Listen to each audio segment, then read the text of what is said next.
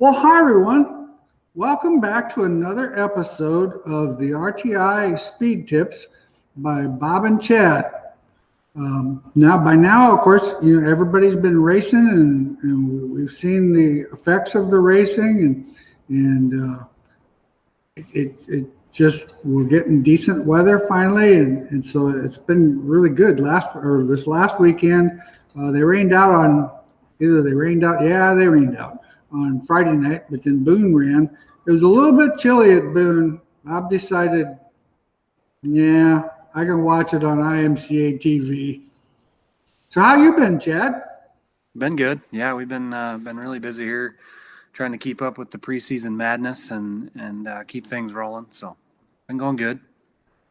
Yeah, we're the Rockies still probably about 2.5 to 3 weeks behind, and we ended up getting a car this weekend that's going to need a right side stub, and we just actually put a right side stub on one of the Bristol cars and got that fixed last week. So it seems like the racing activity has definitely picked up. Have you had any chance to go to any shows since Bristol? Nope, that was so far the only one. I think we'll get rolling around here in a couple weeks and probably do some local shows, and then I think World of Outlaws comes to Fountain City pretty early in May, and then the USMTS boys are up here right around then. So we're getting ready here to get some factory support in locally. Awesome. Yeah, that's pretty cool. This is episode number 36. 36. Hard to believe, 36 episodes. And once again, we appreciate all you guys logging in and coming along for the hour. We both definitely enjoy it. And thanks for the business that it generates. And it's just been a fun time. Weather needs to warm up a little bit, though. Bob's not a cold weather guy anymore. Going to the races, and when my teeth are starting to chatter, it's like, I think this isn't a winter sport. I think they're calling for snow here tomorrow, or flurries. No. Well, I seen on the news last night the weather that there's like going to be down to like 20 degrees one of the nights, and I'm thinking, well, holy smokes. Yeah. Yeah, I don't know what the temperature ended up being today. I think it was around 60, but the wind has been really big. So even if you get a halfway decent day with the sun, it looks good, but when you get out there, it's not all that great. Landon says it's showtime. So once again, anybody that's listening, if you guys got any questions, we've got plenty of things going on that we can sure talk about. Anything new and exciting? Any new developments at Wehrs Machine? New products? Well, we dropped that screw jack today. I don't think I got one here with me, but we make that screw jack with the shock mount on it, and the standard one is a 9-inch long bolt, and we made one with a 7-inch long bolt to just be a little bit shorter there. Some of the cars, the deck tin's closer to that mount, so the 9-inch is a little bit too long. But gotcha. Yeah, so this time of year, it's hard to be making new products. I mean, we've actually been making that for a little bit of time, but we just had the marketing team drop it today. So, but this time of year, we're a little too busy to be working on new stuff. Yeah, no doubt about that. Well, it's just amazing. I mean, the growth that you guys have had. I mean, it just blows me away. I'm glad you still have time to do the show. No, it's been an unbelievable beginning to the year here. A record first quarter again for us. So it just goes to show that, when you provide good products and good service like we do, Bob, it's, the stuff kind of almost sells itself. And we got such a great team of dealers and race car drivers and engine builders and chassis builders. I know I keep saying it, but it might be my name on that banner behind me, but man, there is an army behind this outfit to keep it rolling, from the product inspirations from different drivers and crew chiefs and chassis builders, and it's turned into quite a deal for a white kid from Bangor. So it's pretty neat. Yeah, very cool. I mean, it's been very interesting to watched the growth over the years, and of course, when you have the standards that you live by, it's pretty easy to get a good product. I mean, you're not letting stuff go that's not kosher. I mean, it's not like well, the word is, it's not like it's not good enough. It's got to be great, or it's not good enough. Well, we were using a phrase, the best or nothing. Yeah, there you go. That's Mercedes-Benz's, so I had to stop using that. Well, it's Mercedes-Benz of race car parts. I mean, what the heck? Yeah. Yeah, snow at Deer Creek Speedway tonight. Awesome, Philip. That's exciting. Justin, how does a rebound right front shock affect how much the driver can feel the right front? What velocity of the right front travel is almost influential for steering on the right front through the center? Well, I can't really tell you the velocity. I'd like to be able to answer that question, but being able to put in-car data on this stuff to be able to answer some of these questions, the sanctioning bodies aren't really good at. They're not allowing us to do some of the testing that we used to could. But as far as your feel, in my opinion, a high right front rebound shock should actually help your feel, because it's keeping the tire loaded on the racetrack and keeping the car loaded over there on that right front. So in my opinion, I think a higher rebound should give you feel. Biggest thing though is, and this is a thing that, it's a little complicated to understand, but the fact that every shock, the way it's built, we can put a lot of rebound in a guy's right front as far as numbers.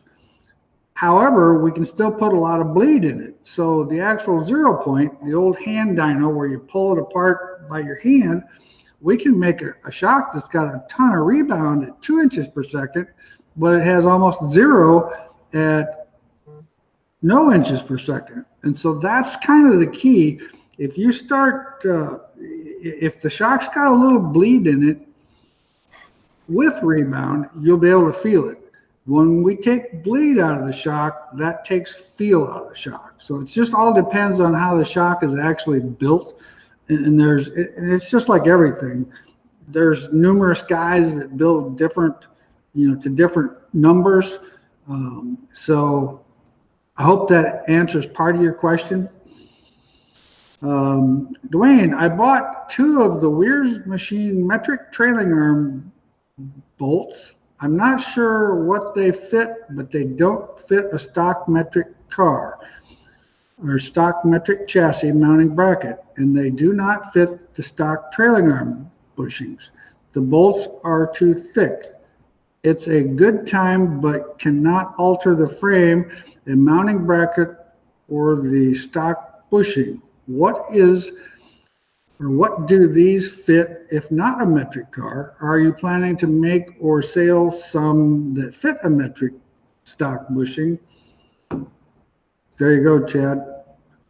Well, I've never heard of a sanctioning body say you couldn't use a larger, safer bolt, but I mean, that doesn't make any sense to me. Most of the guys drill the chassis holes out and the bushings out and don't have an issue. But yeah, I mean, if you want a refund, send it back. We would certainly give you your money back. Or if there's a stock car guy by you that, has the larger ones. I don't know where you're from or what the story is, but we would definitely give you your money back. Otherwise, have your tech man call me, because increasing the bolt size on a trailing arm on a race car is always a good idea in my book.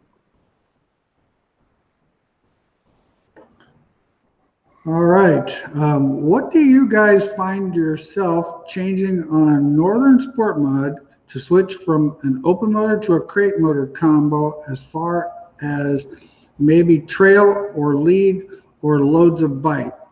Well, once again, when you do go to an open motor, and the thing also is with the open motor and a different type of carburetor, 2-barrel carburetor, your engine builder really has to focus on drivability of that open motor. And as far as changes on the chassis, we've got quite a few guys that run open motors, and our setup is not a lot different for the open motor. Sometimes we'll soften the front end a little bit, but not really much. And as far as traction, you could try putting a little bit more bite in it. I do think the open motor likes a little bit more tail percentage than what the crate motor does. But like I said, as far as numbers wise, I mean, our setup book says the same stuff for the open motor guys as the crate engine cars do. Michael, you have to drill the control arm both. Yep, actually, Chad just said that. When I started my apprenticeship, they always said, practice makes perfect. A journeyman told me it was perfect practice that makes perfect. Yeah, that's a good phrase. I like that, Ryan. Good job. Yep. Jeff, Bob, are you behind on your shock, and can we get a set of UMP shocks for a need of 7 shocks? What I would do, Jeff, is I would call Bobby and tell him that you talked to me on the tube here. I don't think he's, it kind of depends on who you talk to. I don't think he's that far behind. I don't think it would be a big situation to get your stuff out.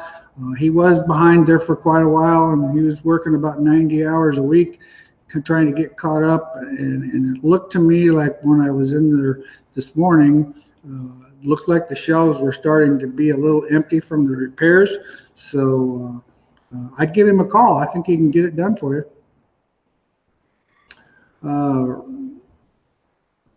Dwayne, read my comment. We cannot alter anything. Yep. Okay.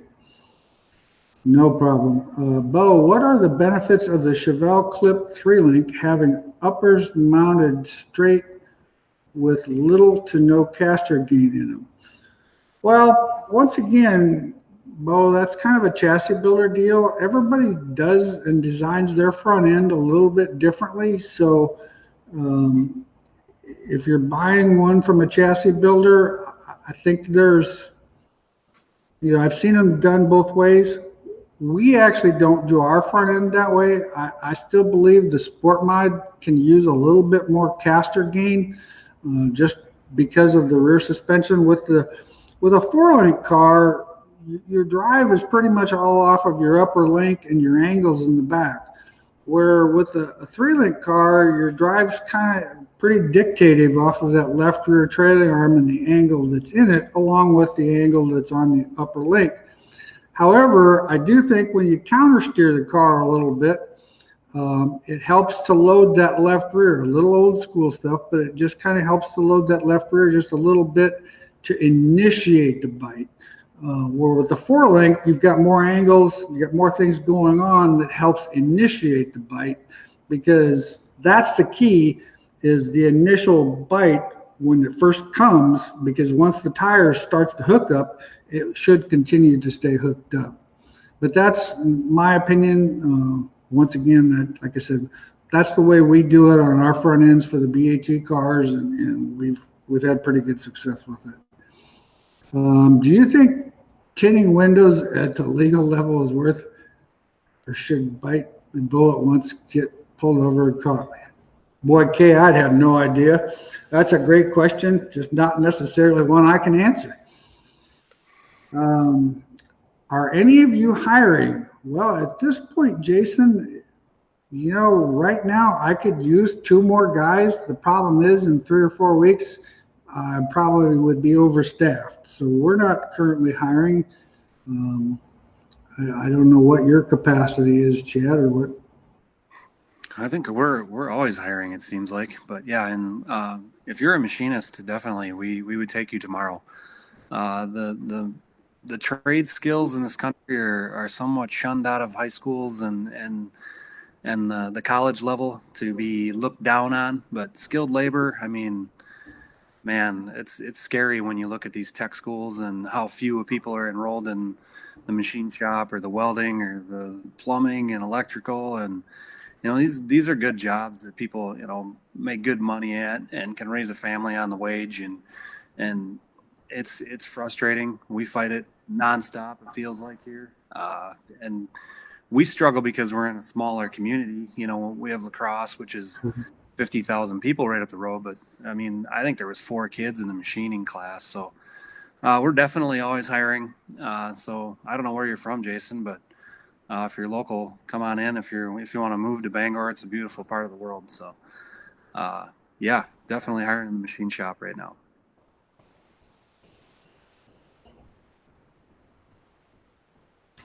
Yeah, well, and that is one thing that I think is kind of sad, because we focused so much. There was an era there where we focused so much on getting that college education, and I'm not degrading that college education. I think it's extremely important and things like that. But we did kind of go away from the skilled labor type trades. And like you said, it was kind of looked down upon because, well, you're just a blue collar guy and stuff like that. Well, some of them guys make dang good money, and if you're good at it, I mean, you can pretty much name your price almost wherever you go.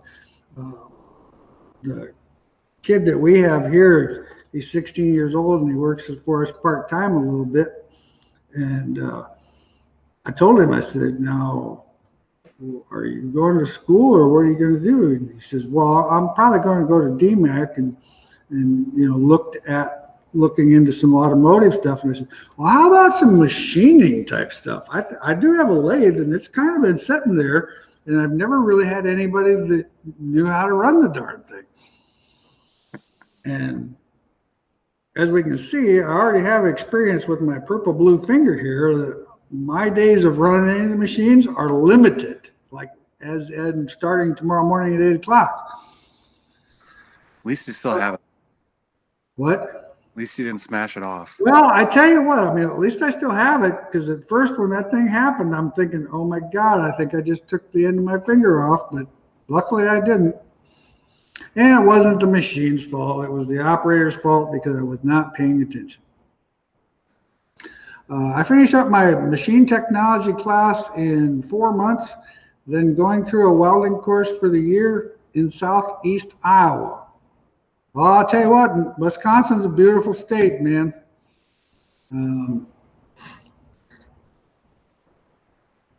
They got a lot of Great Lakes up there too, because I was watching a fishing tournament last weekend while I was fiddling around with my boat. When trying to get more front grip on a Penn, Ohio style car, what type of percentages are a good starting point, and what's the different sensation in the seat from rear drive to front grip trail braking car? Well, Eric, I'm going to do my best to answer that one. Keep in mind any of these really questions is kind of my opinion, but I still always believe front grip. It's phase one of the corner. I mean, I really don't care what the race car does. If you can't enter the corner good and have a good feel of your front end, so you can steer it up or down or where you want to go. And that is so important. Percentages wise, if I'm not mistaken, you guys have a pretty good size spoiler and you run a pretty decent tire. So I would have to believe that, your cars could get by with 52, 3, 4%. I don't think you'd need over 54%. And a lot of the grip has to do with some of that spoiler. But as far as the sensation from the seat, you should be able to, through the steering wheel, constantly feel the front end. And when you're trail braking the car, trail braking really helps the car kind of control the rear of the car more so than the front of the car. But that's kind of the key. You can actually set up with a looser type car to get more front grip and then still maintain your rear grip with the help of trail braking. So I think I still believe phase one's the key to the corner, and that's all about the front end setting. And I've been, we first built our modified back, I don't know how many years ago. I spent designing that. When we did that design of that first car, that was the biggest thing that I spent the most time on, was getting the front end to work right. And I believe that was our success in the IMCA world from the very beginning. It was our front end was just better than our competitors. A couple of weeks I asked about my brakes and why I couldn't get rear brake. The answer to my question ended up being the lines running to the gauges. Oh, never thought of that. I redid the setup and just put the bias gauges right into the T from the master cylinder. Well, great job there, Gerald, because I don't know why I didn't think about that. That's how we do it here. We don't actually run a line to the gauges because that's just one more pain in the rear, so to speak. We do the same thing that you do. We run a T right off there, and so you can still see those gauges when you're sitting in the cockpit. And those are gauges that when you're under racing conditions, you don't necessarily need to be looking at anyway. Rick, if the pull bar mount on the frame is 4 inches left of center shaft, would it carry the left front wheel? Most definitely. When you're pulling to the left of center, you're pulling everything over and the car's kind of falling down, because your pull bar actually, in a sense, keeps the car somewhat loaded. So in other words, like if your car is really tight, you can actually move the pull bar towards the right of the car, 1 inch, 2 inches towards the right tire. Well, wherever your pull bar is mounted, whichever tire it's closest to is the tire that's going to influence. So if you're 4 inches off center, that left rear is going to have a ton of bite. Well, when that happens, there's no resistance on the right side, so the car's going to kind of fall over on the right rear and tote that left front a bunch. So yeah, in answer to your question, Rick, it definitely will. Eric, do you know anyone who builds a second generation Camaro extended lower A-frame, lower controller? Looking for options. Close Racing is the only one I can find. Yeah, Eric, I'm not super aware of that. That would probably be something that's a little bit more in Joel's wheelhouse out there, because some of their rules allow that.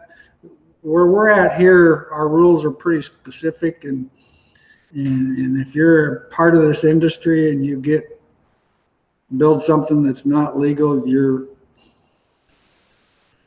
think you got to the woodshed before. This is a whole new style of woodshed.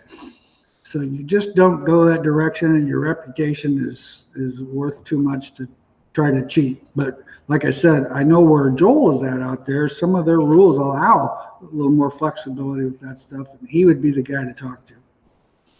Travis, when is a lightweight 9-inch gear needed? Well, first you would want to make sure that it's legal in your sanctioning body. Then, in my opinion, I still believe in, lightweight components.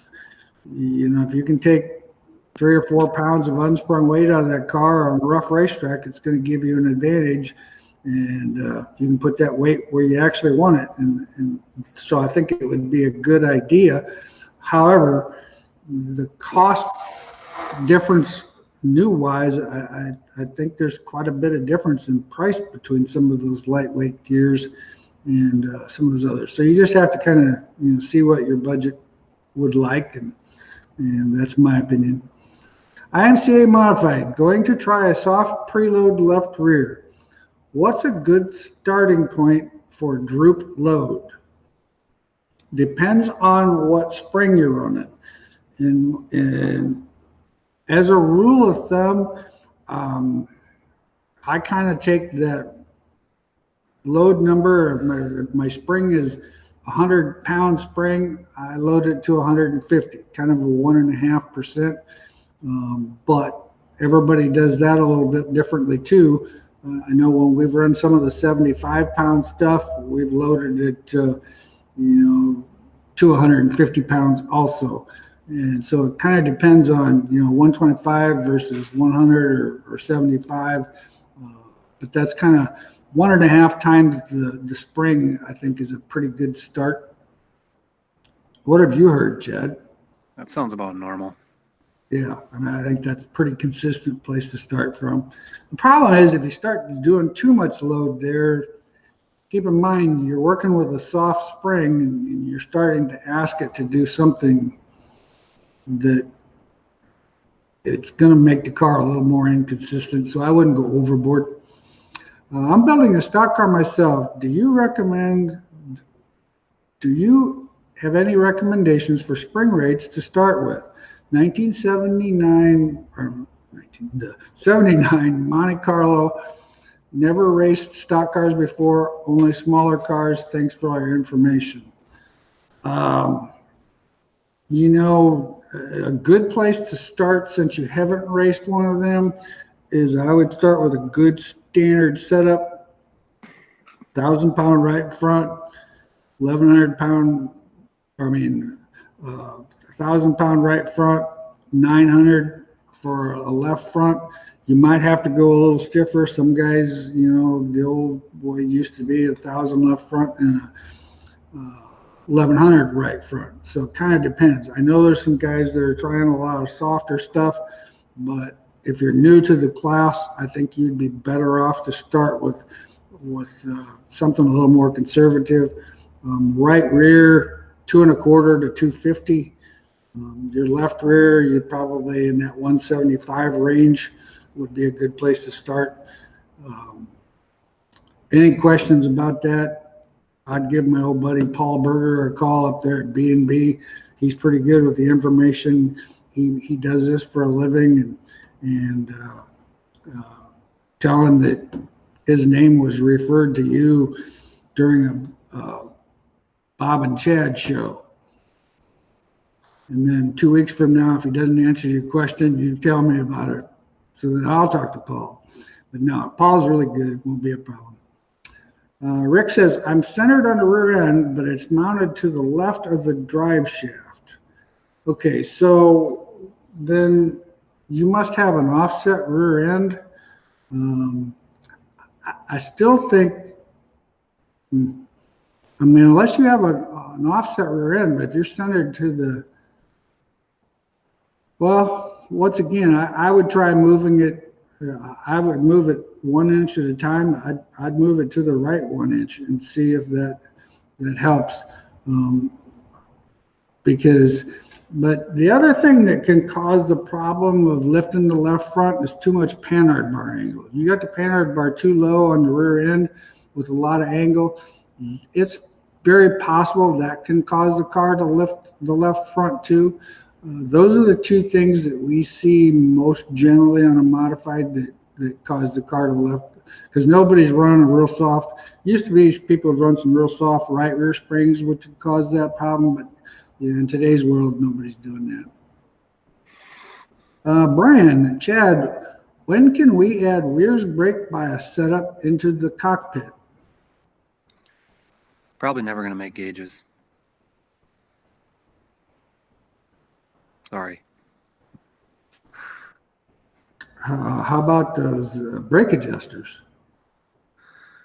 I got a really cool one designed. We just haven't had time to do it, and it's different than anything on the market and truly revolutionary, I think. But I don't know if I'll get it done for 2022 or not. I know the idea guy is desperate for it, so we're trying to figure that out. But it will certainly change the game of adjusting brakes if we can pull it off.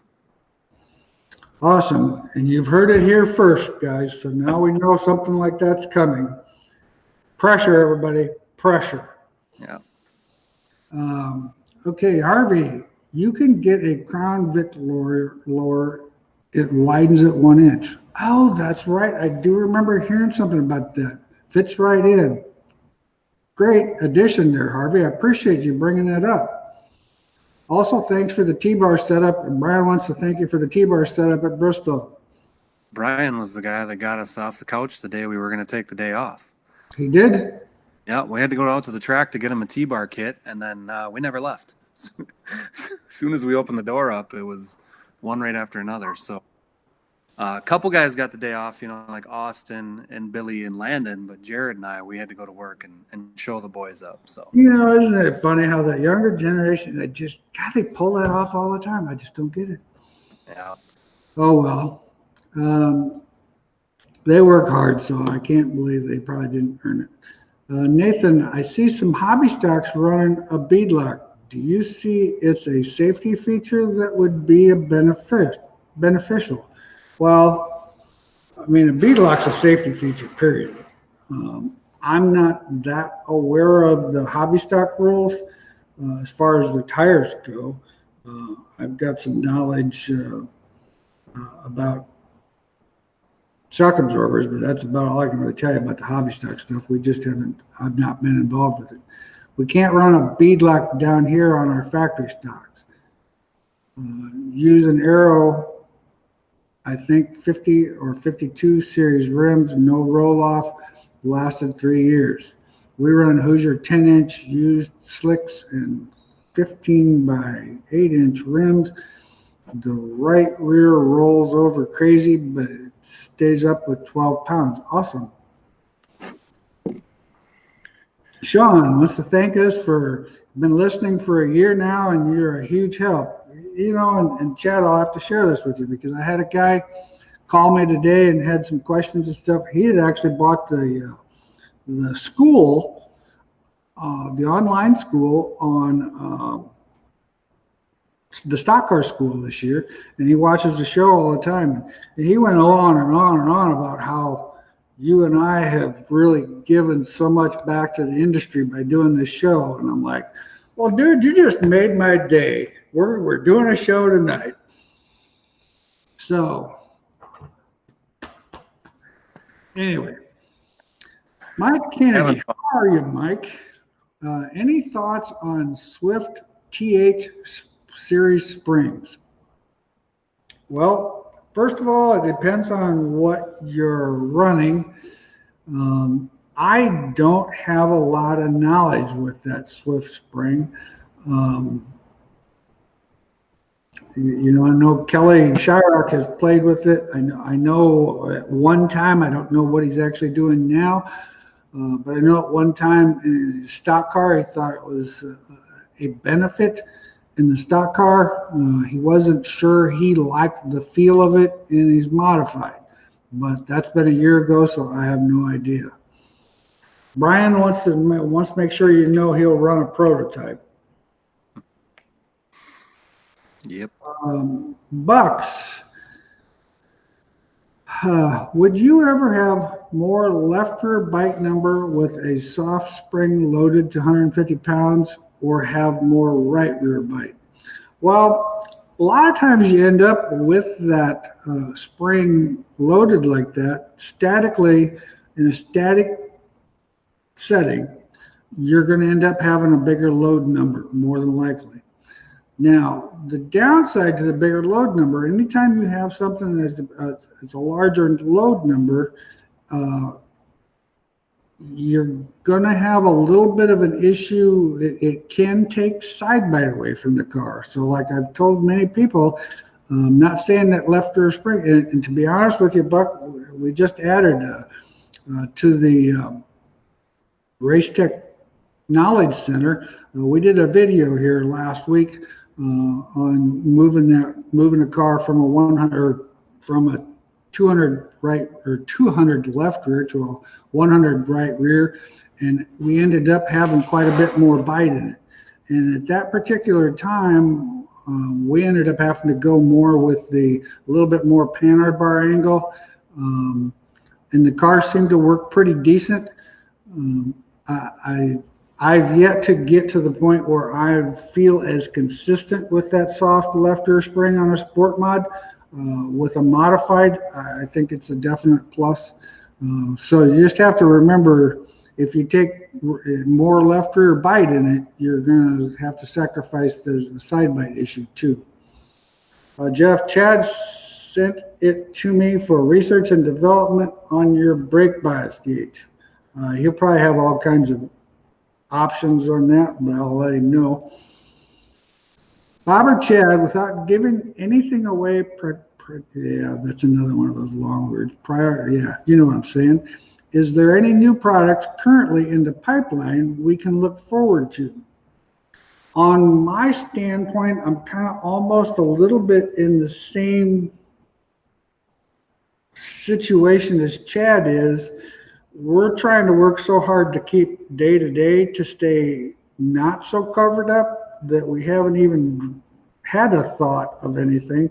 And for me, I take going to the racetrack to be able to do that, and we just haven't had the racing days. Or if we've had a race day, the conditions haven't been good.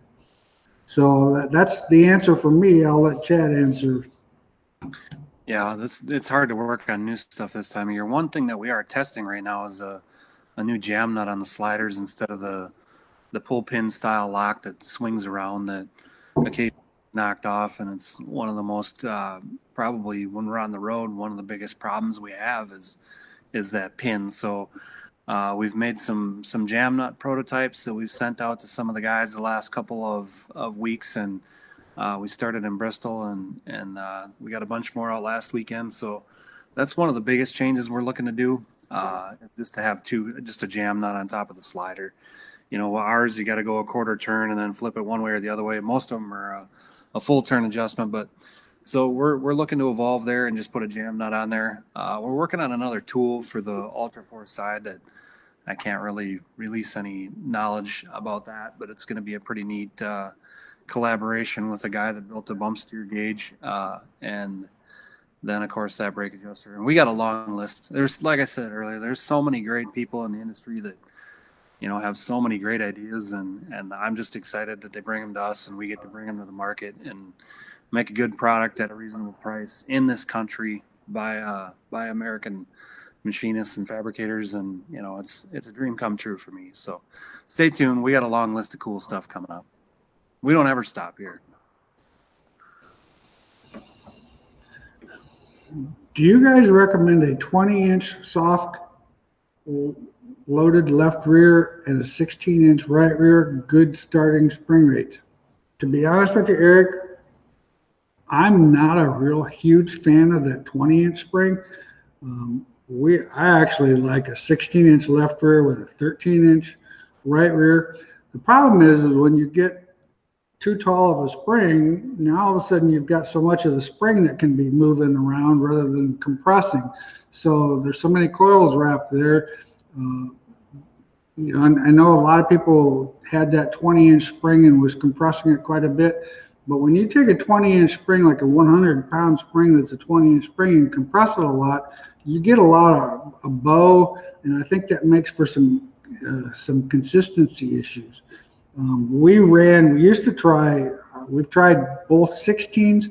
I still think that right rear, with the amount of load that the right rear gets, I'm not a fan of a real tall spring.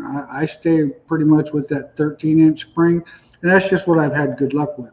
Numbers wise, you know, the trend is probably in that 225 to 250 range for a spring. Left rear, we've got guys anywhere from 75 to 125 with the taller spring. Kind of just depends. Check with your chassis builder, see if he's got any information or what he really wants you to do, and kind of follow that. But that's what my experience has kind of led me to believe. Chad, I have your OD grab cup on all four corners and like them. I had my right front spring get stuck in the cup after the first race and had to pry it out. The cup is fine. A new spring fits right away. What would cause that spring to fail or change diameter? Well, on the unfortunate situation when you're trying to make parts fit, I don't know how many spring brands there are now, but there's probably 5-6 different spring brands that we're using, and you know, they all say they're 5-inch, and then we make the cup, and then this one's tight and that one's fine and this one's tight. And so we're slowly building a database of ones that need to be adjusted. Some of them, it's just that end coil, where that end coil gets a little bit of a hook on it and that digs in the cup, but it certainly ain't going to affect the spring, I don't think. you know, if it gets stuck, unless you had to cut it to get it out of there. If it's rubbing on there, obviously, then it's not letting the bearing work like it should. But like I said, that going to the OD grab and trying to keep the tolerances tight so everything doesn't move around and precise is difficult brand to brand. But it'd be nice to know what kind of brand that was, or did you say?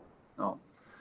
Yeah, if you could let what brand that was, what rate that was, everything changes with the rate too. So.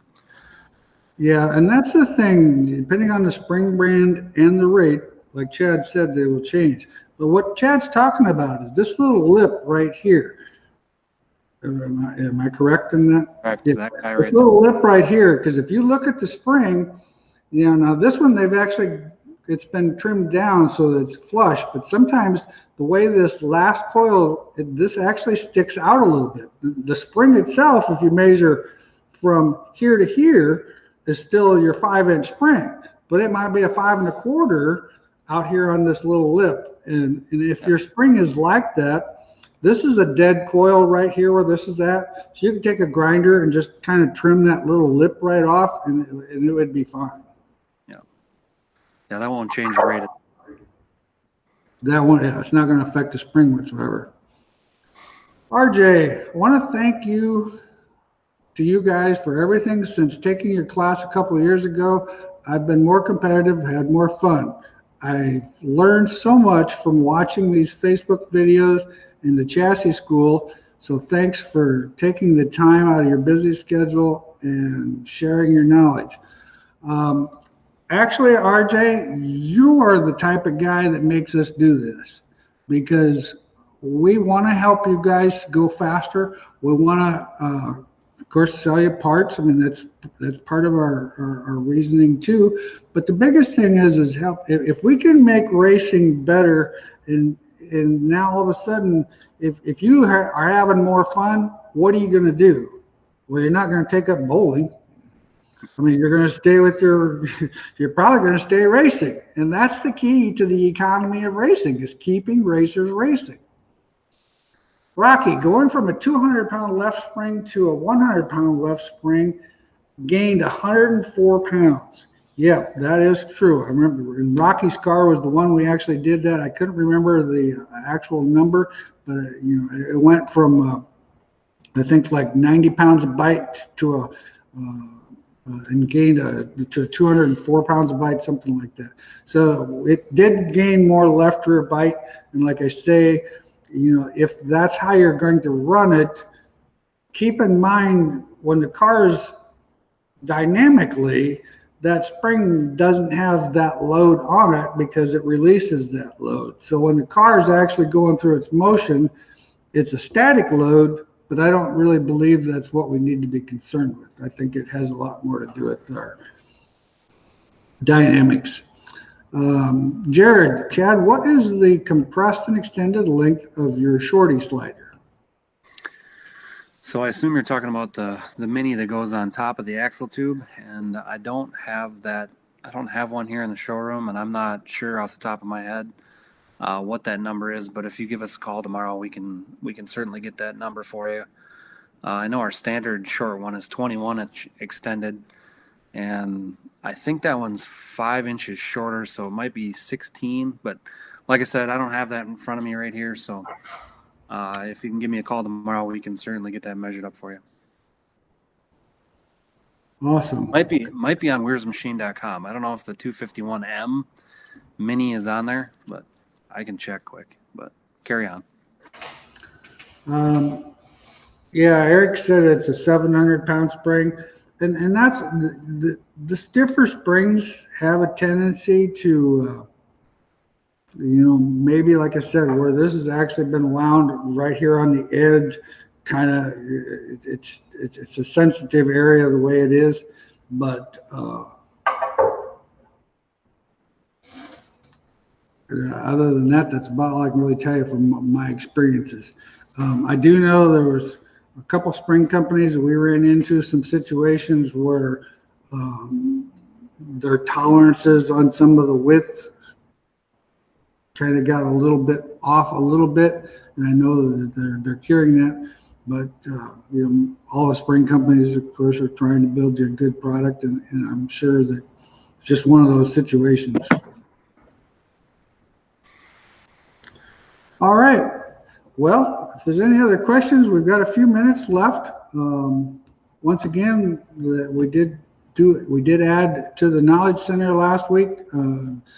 Rocky and Garrett and I did a spring video of switching a sport mod from a 200-pound right rear or 200-pound left rear spring to a 100-pound spring, showing you the effects and showing you what we did to accomplish that. We had quite a few people asking about that video, and so we went ahead and done that. If you're not joined in on the Racetech Info RTI Knowledge Center, I tell you what, there's a lot of great videos and a lot of great information there.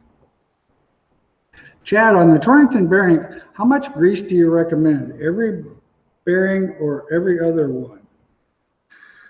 I would run every one. I would run some red and tacky. It's kind of thicker, and it gives you a little bit of a barrier also. So we got some data from a guy that ran all week in Arizona earlier in the year, and he had red and tacky in there, and he had it packed pretty solid in there, and it makes a nice little ring around it to protect the bear from getting in there. So definitely a maintenance deal. You're going to want to be taking them things out and cleaning them. I don't know, Bob, if any of your guys are getting a lot of nights on them, what you're seeing there. Unfortunately, we don't get a whole lot of feedback. We get some of the guys calling us and telling us what's going on there. It's kind of a new trend too, so I'm sure that we'll get more data as we go forward, but you're always going to want to clean your bearings and re-grease them.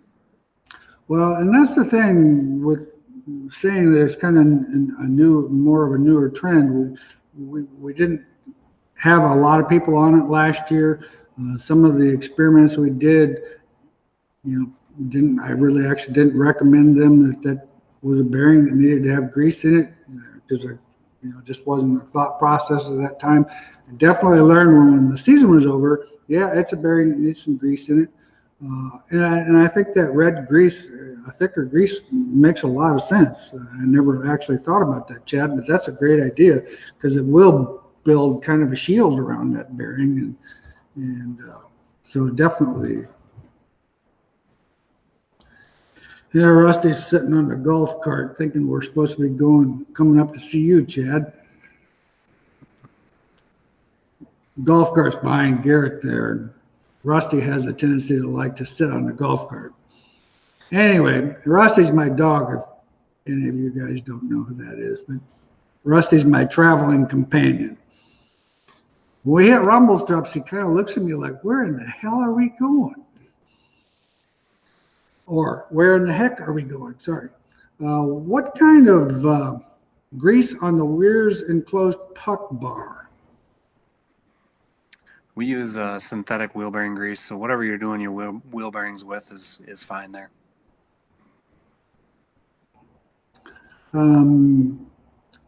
I need Wehrs hitch receiver covers for my truck. Let's make that happen. Oh, that'd be a good idea. Well, Dave, I think you would rather see me make that other part that you want me to make, right? James, I recently installed your left front drop limit setup. Do you feel 1.5 is a good starting point? I have tried anywhere from 1.5 to the chain to tight at ride height. The car still does not seem to lift the left front. It almost feels as if it bounces the left front. Well, I'm not sure what the actual setup would be, what the car setup is.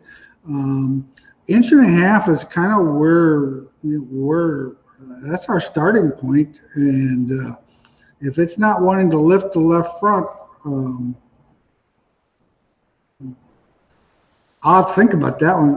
I've just not, that's a question I've not actually thought about. Traction in the rear tires is what's going to try to help lift that left front a little bit. And it's going to, now, when we're talking about lifting the left front, I mean, we're only talking 3/4 to an inch. I mean, that left front tire is still skimming. In fact, how I can actually tell a lot of guys if their left front the car looks like the left front's on the ground, but when the left front tire quits moving in the middle of the corner, that's telling me that it's just barely skimming the racetrack because they're on the brake or the brake is tight there. So you're not wanting to lift it a whole lot. The idea behind that chain is to keep it from lifting the left front. Brandon, with a left rear 16-inch 100-pound spring on a beam mod with a spring in front of the housing, how much preload would be too much at full droop? Can you have too much, and what would the effect be? In my opinion, if you get too much load, say 250 pounds of load as an example, I think that's just pushing the limit to the point where the car is going to feel a little inconsistent. It's going to try to feel more free getting into the corner because you're kind of, in a sense, loading the left rear hard, which is taking side bite out of the right rear. So I would actually think too much load is going to make the car free getting in, and then once it starts to settle down, the car is going to get free getting in, and then it's going to pick up a throttle push the second the car starts to go forward. So in my opinion, that would just going to make the car inconsistent. All right, we've got 8 minutes to go. Anything else, Chad, that you got going on you want to talk about? Not really. Dwayne says, my friend works and drives for Stuckey Enterprises, late models, here in Shreveport, and Earl Pearson Jr. is the title sponsor car from Stuckey Motorsports and driver for Lucas Late Models. And let me tell you, they got me on the red and tacky best grease I've ever used. Well, those guys would definitely have the credentials to give you an opinion, and I would probably go with what they had to say because they've proved it and they have the record behind them. I'd listen to those guys. Sean, when setting weight jacks, should the lower control arm be set level to know the angle of the spring? Level being straight line with the mounting points and the lower edge of the ball joint lip. Actually not. Well, yeah, if you're going off of the straight line and the lower edge of the ball joint lip, that's pretty close. What we have is we set the car, how we do it is we've got a specific ride height that we use, and then we've, on our stuff, which is different than on yours, Sean, but on our stuff, we actually have a right front specific measurement for the shock absorber, and so that kind of sets our right front angle. But as a rule of thumb, I've always wanted my lower control arms at a slight angle upward. So in other words, if you actually drew a pencil line between the center of the mounting point of the inner mounting point of the A-frame, I would actually almost draw that center level to the very bottom edge of the ball joint holder itself. That's about where ours are at. Birdcage bearings versus bushings. What better, where, and when? Well, bearings I think are better. Bronze right rear is somewhat popular. There's a bunch of race cars that run a bronze right rear. Definitely more maintenance. You got to work on it. But each cage needs work. So the bearing cages, you still need to unhook the 4-link rods and the shocks and spin them to relocate the grease. And the bronze cages, you just got to do that every single night because they don't have a seal basically. So you're using that grease in a bronze cage to push the dirt out of there. And where and when right rear would be the only place I'd put a bronze. Well, there's some people with bronze on the left rear. We had it when we first trended that back. I don't remember how many years it's been, but we did them for both sides. But some of the guys complained about the car being lazy. Well, the friction on that left rear cage kind of was making the car a little slow on entry, but the friction on the right rear cage is good because when you get rolled over in the corner and that cage is somewhat bound up, if you will, has a little bit of friction on it, kind of holds the car on the right rear in compression and holds the side bite in the race car. So that's the advantage of the bronze. Still sell quite a few of the bronze right rear cages. So it's a driver preference thing. A lot of guys like it, and some guys hate it. So there's a little bit of an advantage there for side bite, I feel. Yeah, I would agree with that. The downside is the maintenance, but from what I've found, I think it gives it a little bit more side bite. It just, I like the action. It's lighter. Donna, how much dynamic rear steer do you start with? Well, of course, it depends. I'm going to assume that you're talking a modified. Even if you're talking a sport mod, like an IMCA Northern Sport mod or USRA B mod or anything like that, I still use that magic 2-inch number. I like to see that left rear. The right rear is actually not going to move. I mean, unless you have a lot of angle, which most people don't, the right rear is not going to really move more than 1/4 of an inch, depending on the angles that you have. All your movement really gets on the left rear. And I think there's 2 things about the rear steer that we need to understand. Granted, it steers the car, so when you get into the corner and you stab the throttle and the left rear crawls underneath there, it helps the car steer through the corner. But the other thing is the magic of getting that point to the point where that left rear gets to that magic number where you feel the load in the seat. And so sometimes if it goes too far forward, I think it makes the car a little bit too free up off the corner. But I would start with 2 inches and tune from there. Our simulator, when we set everything at ride heights with a simulator, it's 2 3/4 inches on our simulator. To be honest with you, I've never actually measured the amount of rear steer on one of our modifieds. That'll be a good thing to do here when one of these cars are sitting here. The UMP, thank you for a great show. Appreciate it, Don. No problem. Christopher, street and hobby stock metric versus leaf spring soaring X body.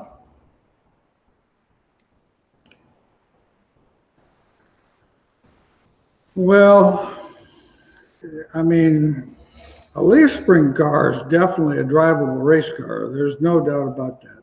The downside to leaf springs are they're high maintenance and they go away relatively soon. If you get a spring that lasts, has a lot of life to it, doesn't have a whole lot of traction.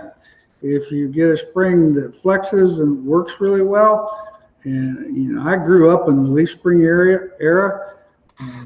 It's the repeatability of a coil spring car is just longer.